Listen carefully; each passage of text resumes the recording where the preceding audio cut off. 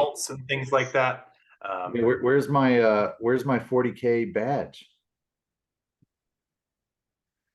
We'll put one of those up as well. I'm just giving you shit, man. I'm just teasing you. You know, we're also working on some internal things around here. We're getting Coach Peter up to speed. He's going to continue to be like our kettlebell expert coach. So we just had, I don't know, 20 or 30 new guys start in the last, I don't know, right around Christmas. Yeah. So we kind of got to that point where we were totally good. And then all of a sudden, like overnight, it kind of felt like a bottleneck a little bit. Yeah. So we're like, huddle up. But yes, I'm going to get your 40K Bulldog badge. BB the Bulldog. All right. BB, what results have you gotten in KT so far? Ooh. It's a long list. Long list. I mean, the obvious are the strength. I mean, I started with the 16-kilo kettlebell, and I wouldn't say it was a struggle, but it wasn't easy, especially as you add up the reps. And then it was like when I did, got the 24 kilo up, I'm like, okay, like start feeling like you're getting back to strength you once had. And then when I started incorporating the 28, then I felt like I was on the path. As somebody posted this morning, that there's a certain point where you lift the bell and you know that the program's working, it's doing what it's supposed to do. And that was it for me. When the 28 made its way in, not just as a PR, but made its way into the everyday workouts. And then I think I told you in the past, the 32 I got because it was a part of sort of a package. I never intended to ever use the 32 kilo bell. Now I can't wait to move on from it. It's like, okay, like this is just sort of the low bar on what I can do. And the 36 went up, and then when I finished the 16 weeks, I still wasn't sure. Well, no, I shouldn't say that. Here's another thing I got is the confidence that, yeah, I can do this. Like, I have no doubt that the 48's going up at some point, and every bell after that is going to go up, which was not the case. I wasn't sure the 32 was ever going up. Now I know these other bells are going up. And that's why when I finished my last workout of the 16 weeks, I just grabbed that 40 and I went, it's most likely going up, so let's do it. I did call my wife down to the basement to make sure.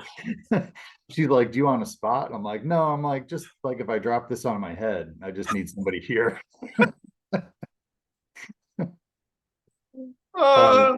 So I mean, the strength, the confidence, and then I posted you guys about my blood work, just being on track and having accountability around nutritional program. My cholesterol's down 42 or 48 points.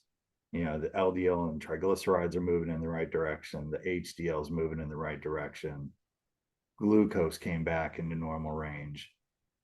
Blood pressure, not only blood pressure coming in normal range, but I'm off the meds I was on to keep it in normal range, right? Like that's a big deal when you come off a med. Yeah.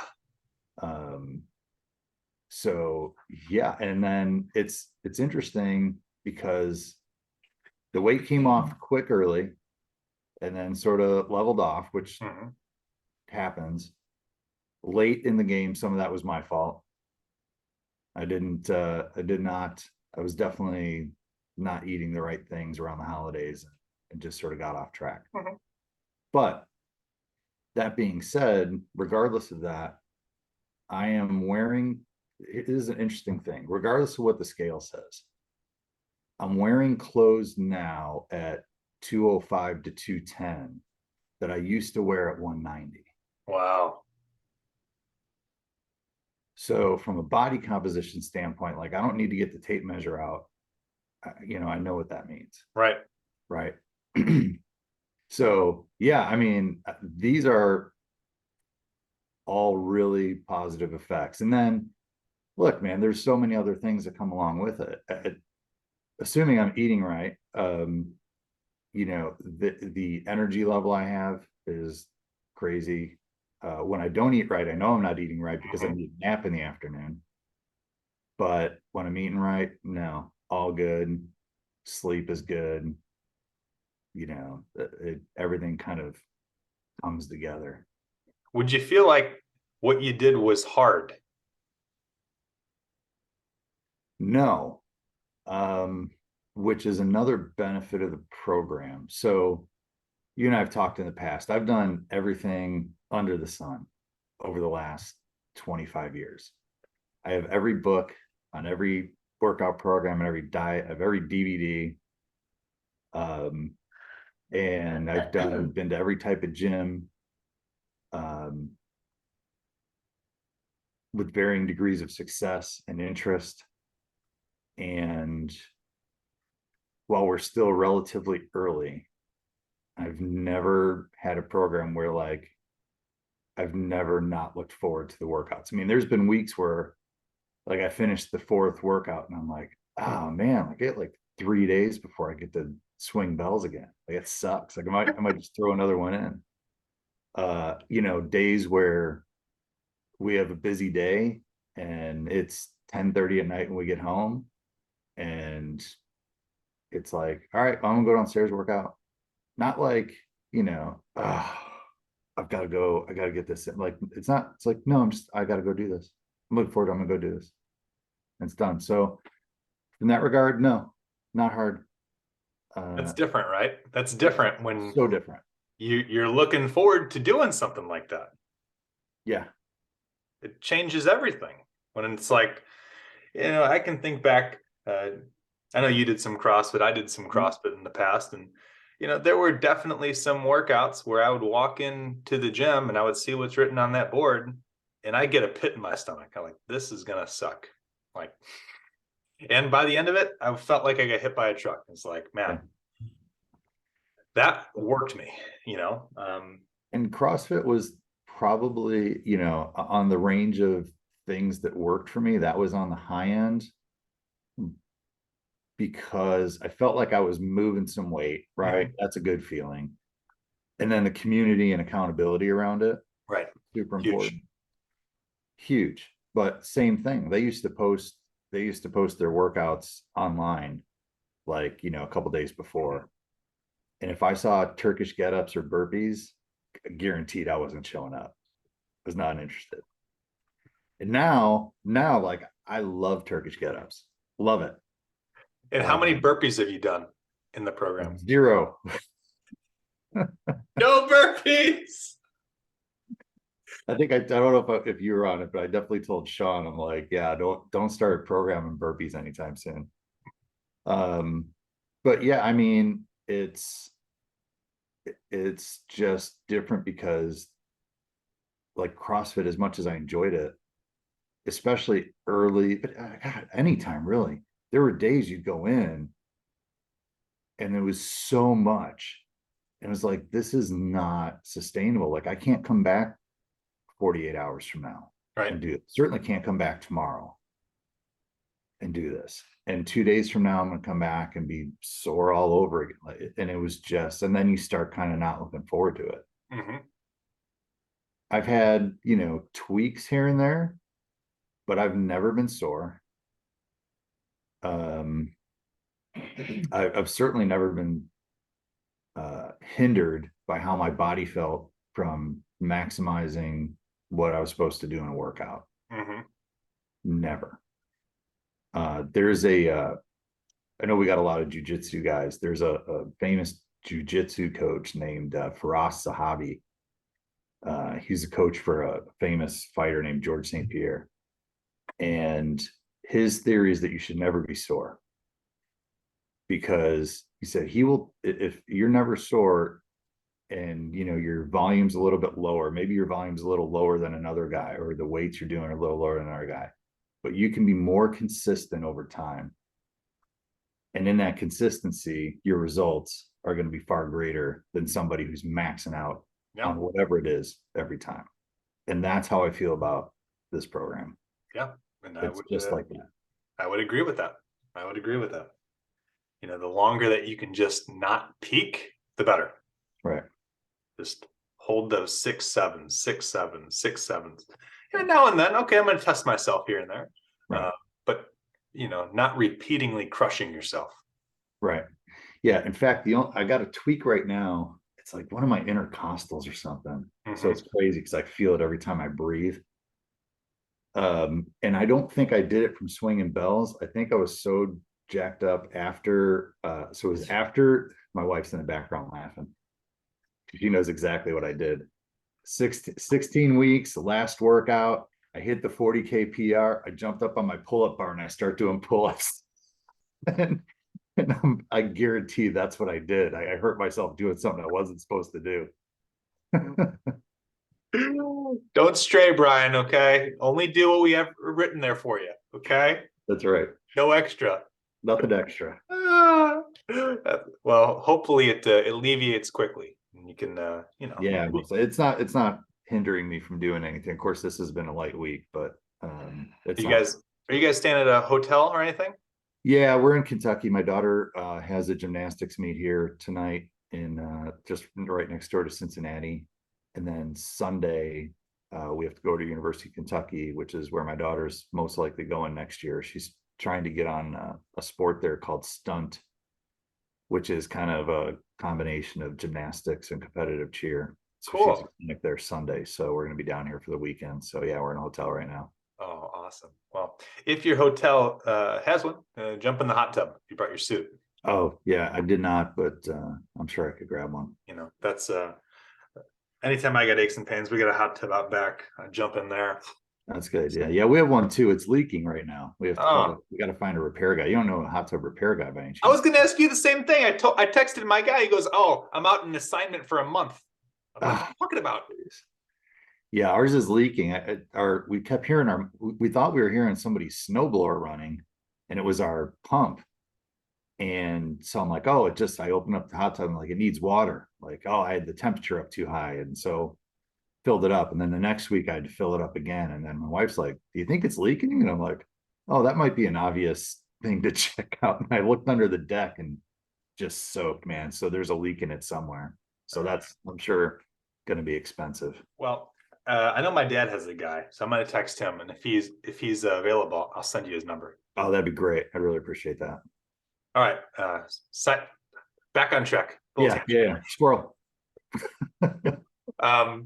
Stepping all the way back, what made you pull the trigger and invest initially in the KT program? I knew I had to do something because I've had over the years, I just go in these cycles of getting really in shape. I set a goal. I follow a program for a certain amount of time. I hit the goal. And then it's like, like I used to do triathlons, like half Ironman, right? Mm-hmm. So like I remember one was like I had 5 months till I crossed the finish line. I was already doing MMA, so I was training like mixed martial arts. I was doing CrossFit. Then I decided to start training for a half Ironman triathlon. I went paleo, which, by the way, huge mistake for endurance sports. Do not recommend. And I was perfect 5 months. Absolutely perfect. No cheat days, no alcohol, like perfect. And then within a week of crossing the finish line, I was on the couch with like, a burrito in one hand and a calzone in the other, just sitting watching TV. And 6 months later, I was 50 pounds heavier again. Wow. And this is sort of what I do. So I needed to find something sustainable. I just knew that nothing had really stuck over the years, but wasn't ready to throw in the towel yet. I was at a gym, like an F45 type gym, right? Kind of programs that, and I liked it because it's like, okay, I don't have to think about this, right? Simplicity to it. I can show up and do it. I can do it every day without being too sore. But there was no community, there's no accountability. And quite frankly, I mean, this is total first world like problems, but for what I was paying a month, I could not show up for a couple months and not really, it didn't, Yeah. it didn't influence me enough, let's say, Yeah. to go, wow, I'm really wasting that money. And it's a couple meals, right? Like Yeah. out. Yeah. So this was a different type of investment. Hmm. And like, okay, I gotta show up. But look, a week in, I was hooked anyway and didn't really matter. If you guys offered this for free, I'd be doing it. So I think, the investment was a hook, but yeah, but I think ultimately it was because I'm continuing over a long time of searching for something that I could do long term. And as I get older, I'm 48 now. The focus is less on, getting the beach body, or like when I was in CrossFit, I was shooting for, I had a goal of like someday doing a 500-pound deadlift. Um, and yeah, and I got to 425, but guess what? I got hurt doing it, you know. Hmm. Um, and so those things don't entice me anymore. I mean, I want to be strong, I Hmm. want to look good, but they're not the priority. The priority now is longevity, Hmm. doing something that helps me move and be strong and allows me to do all the other things in life that I want to do. It's like I forget what remember there was a TV show called Eastbound and Down. Oh yeah. um he was making fun of CrossFit and he's like, who wants to be the best at exercising, right?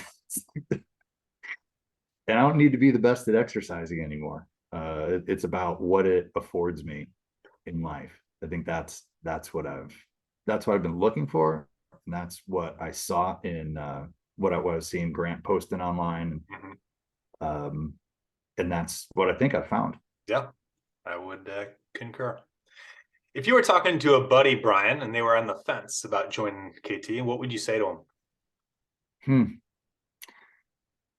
I'd say, what do you have to lose over, to invest for 4 months? 4 months, because in 4 months, if you're truly not sold in 4 months on this, then it's not for you. I suppose this isn't right for everybody. Yeah. Um, but what do you have to lose? It's, in the big scheme of things, a small investment. When you look at, yeah, it's more expensive than a lot of other options you may have, but what's the cost of, what medications are you on? What's the cost of your copay? What's the cost of the doctor's visits you're doing? What's the cost of, people my age are constantly complaining about their back, or this hurts or that hurts. And I had those issues too coming in. And without doing any significant mobility work, those things have improved for me. Like, I was thinking about this yesterday, just doing my light swings, Hmm. like just the core bracing, I think has made such a difference. I don't know, maybe that's true, maybe that's just in my head, but to No. me, like that Yeah. focus on core bracing over time, over all those reps, Hmm. my back feels great. And so what's the cost of all those things compared to what the investment is Yeah. in this? It's at worst, it's neutral, right? And so what do you have to lose to test it out over 4 months? As one of the guys who I was talking to, our guys who finished the program, he was kind of drawing some conclusions as a, the KT program. It's very comprehensive, right? It's a very holistic thing. It's sure we do some kettlebell training, but it's a whole holistic approach to better health. And he was just saying, and once I realized that this wasn't just a workout and how it was going to be benefiting my life for literally decades to come, it's like, when I looked at it that way from that long view, it's like it was like pennies on the investment. He's like, I would make that all day. And for what you get out, because it's not just the programming, because anyway, I mean, you can get the programming for free. Just go to Instagram. Mhm. It's all posted there. That's not what it's about. It's, you get the one-on-one coaching. I mean, what would you pay? I know what it costs. My wife and daughter both, work with a personal trainer. So I know Mhm. what it costs for your time to have the one-on-one attention and coaching. And what is the price on proper technique? Like that's the difference for me. Like Turkish get-ups are a perfect example. I used to avoid those like the plague when I was doing CrossFit. Now I can't wait. And it's all a matter of just having the right technique. Mhm. And while it's not perfect yet, but it's made all the difference in the world. And that there's, I paid for that. And it was a great investment. The community that you get, and I'm sure guys, there's probably a spectrum of how people participate Mhm. in the chat and things. I love it. I get a lot out of it. I've got my phone and watch are constantly pinging with the updates. And you get to hook up with the pool when you're out Yeah, in Vegas. Flip Like and I did in that's Vegas. Yeah, cool. it's great, and I'm going to do that. In other travels. In fact, we're going to Orlando next week, and I'm going to have to find somebody in the Orlando area because I reached out to some gyms to see about find a place where I can go do bells, and get my workouts in while we're down there. And I was like, oh, I should just like see who's in Orlando. Maybe I'll just hit somebody's garage. I don't know who's in Orlando. We have a whole bunch of guys actually in Miami. I'll have to look and see if we got guys in Orlando. We got also a lot of guys in the Panhandle, which I think is Okay. like in Pensacola. Yeah. And There's a CrossFit gym that I went to when I was doing CrossFit. I used to drop in. I used to do drop-ins when I traveled. Mhm. And there's a gym that I went to. It's still open. So I know I can probably get in there. It's just a matter of making sure they have an open gym time that I could hit. But Awesome. yeah, I mean, those kind of things like, yeah, Vip and I, that was great, man. That was so cool that we got to do that just Yeah. sort of randomly. I can't wait for the next one of those. I love it, B. I love it, BB.